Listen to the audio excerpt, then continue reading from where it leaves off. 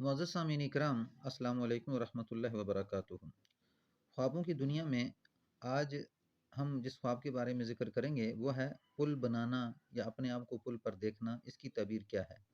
अगर आप चैनल पर नए हैं तो चैनल को सब्सक्राइब कर दें, बेल आइकन के बटन को दबा दें और चैनल को लाइक भी कर दें। हज़रत इब्न सीरीन रहमतुल्लाह अलैह ने फरमाया कि पुल ख्वाब में बादशाह या कोई बड़ा आदमी है जिसकी वजह से लोग अपने काम तक पहुँचते हैं।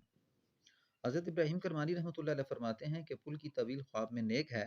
अगर देखे कि ख्वाब में वो पुल पर से गुजरा है तो दलील है कि इसको बादशाह से इज्जत और मर्तबा हासिल होगा और ये उससे फ़ायदा देखेगा।